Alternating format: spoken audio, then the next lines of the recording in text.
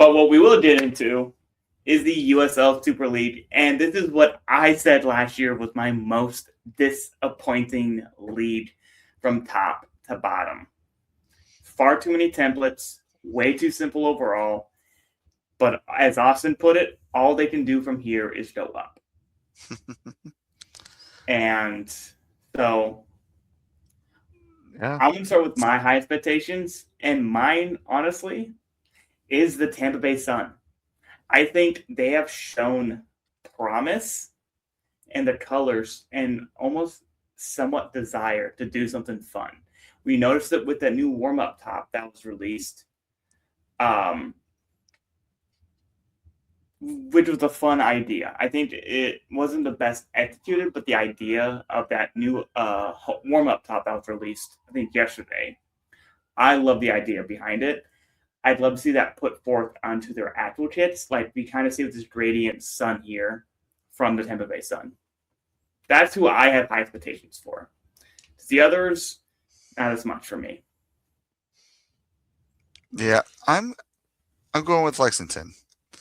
So Oh, I feel like I'm really hoping that they are going with Hummel as well. they should. Yeah, like logically they are.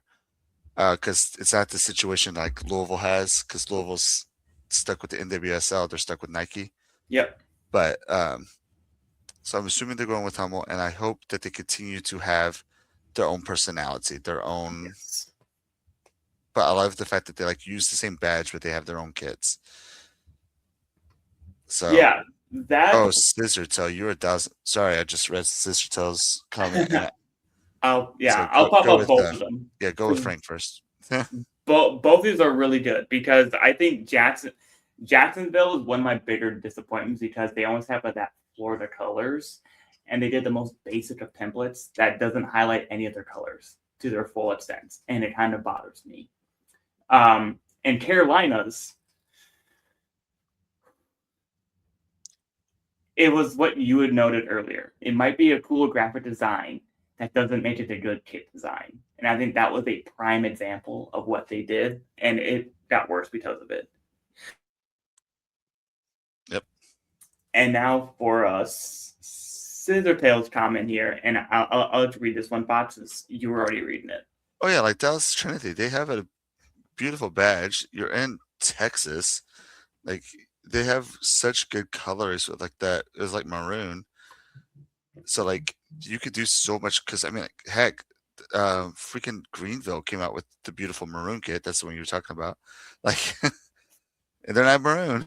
I know. So like you could have done so much, Dallas. But what do Well, you and the know? thing is, What do we this know?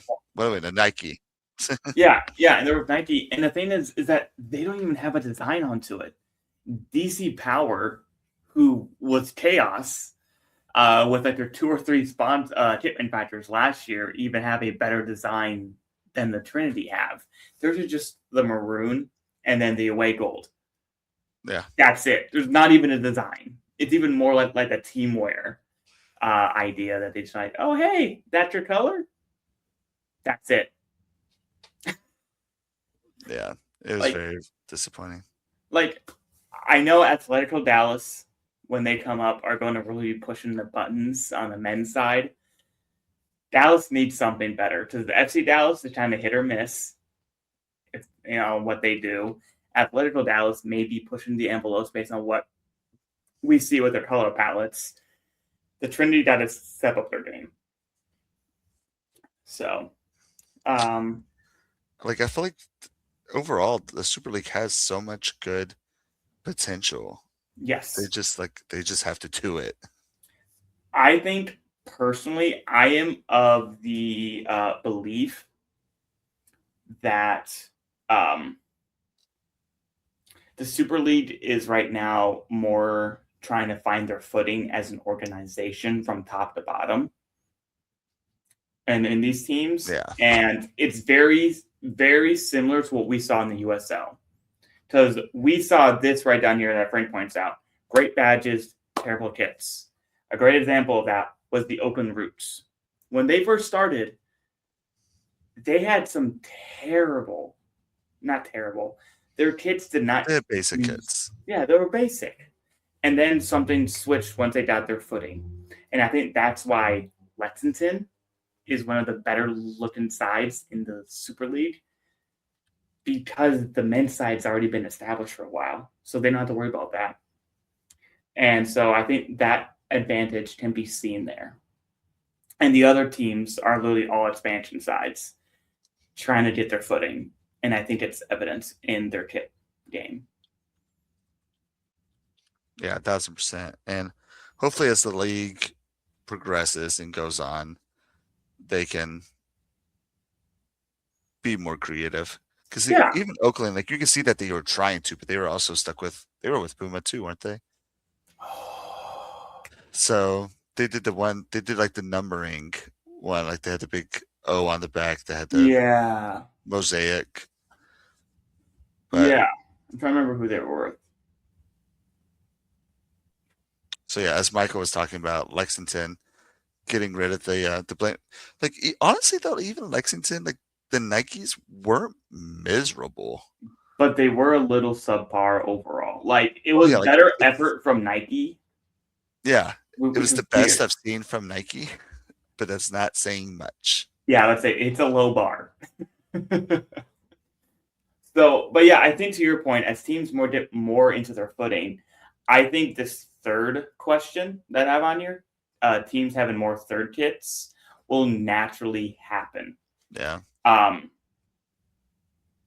because when teams get more comfortable, they realize what they can do. They start realizing how much of a fan base they have. Then they're like, bam, here comes the third kit. Because we just started seeing this season specialty warm up tops, the pink ones for breast cancer awareness that released here in October, hmm and then that new one from Tampa Bay, like yesterday. So you're starting to see more of this, and teams starting to actually DC Power finally having a shop after after how long they've been a team. So I think these clubs are starting to get their ducks in order, and I think the creativity will come. Just not yeah, right now. yeah. I'm not 100% sure if there's going to be a bunch of teams coming out with third kits. I feel like they're still building the league right now, Yes. so it's definitely going to be 2-3 years away until we start seeing that creativity Exactly. Yeah. finally hitting. Exactly like the USL Championship did. Yeah.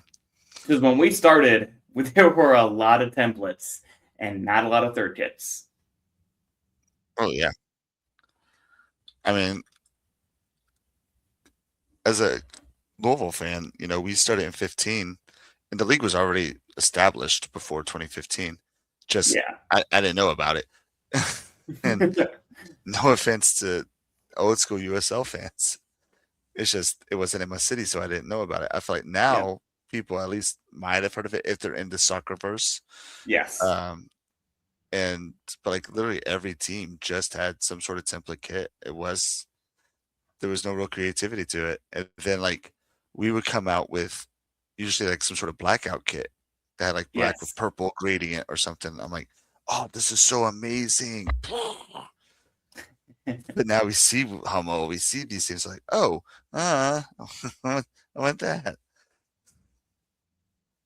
Yeah. I think they're a great example of a team that's kind of had templates from day one, and yet because of their color choices, they were able to get away with it. And the fans just like, you know what? It's fine with us. Like Phoenix Rising in the championship, they've always had templates,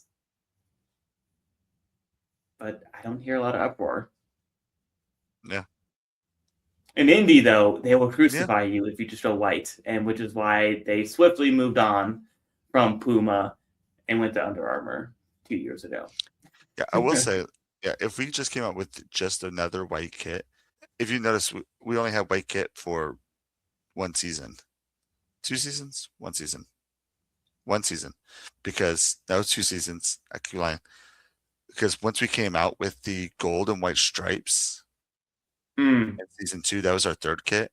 That yeah. became our away kit for the That's options. right. And then the other white, like we would come out with white kits, but when it was like more of an ice kit, it had like the gray and white and stuff like that. And It then was last never year was the white with the purple waves. right. So it was never just a plain white kit. Yeah. Indy failed that, and it got the worst score in USL history. So, Yep. It got a deservedly perfect so. score actually. Actually, Perfect zero. I think there were some that day, but worse than a zero. But the Super League is not quite there because there are still some good looking kits like this Tampa Bay Sun kit there. Now there is a breakdown here of the Super League. Um, it's a much smaller list, but a lot of teams with Capelli. So for a lot of those suspension sides like Fort Wayne FC, who are with Capelli, look at what they've kind of done with DC Power, what they've done with the Ascent, and what they've done with Tampa Bay, what they can do, and as Mhm. well as Loudon in League One for inspiration on what to expect. So there are some decent ones in there. Like the Carolina Ascent last year was pretty solid. 24 was really good. Tampa Bay Sun, they have some potential. And then we've also kind of seen with DC Power actually get somewhat of an identity on their kits, and a little bit of a pattern. So there's a myriad of ideas that can come with all these designs. And our friends at Diazda, who shout out to them for having Brooklyn, by the way. I that's Yeah. just a cool If thing you to know. And if you follow the channel, how many times we've talked with them and see where they're at now. it definitely if you're on our YouTubes and stuff like that, go find that interview with them when they talk because we did an interview with the owner and Yeah. how he got them. It's such a cool story. So definitely make sure you check that out. Yeah, and they have some cool stuff too. So I love seeing this. There's also a bit of diversity in their kits here, as you can see, with only 9 teams and 5 different kit manufacturers. That's a pretty good ratio, if you ask me.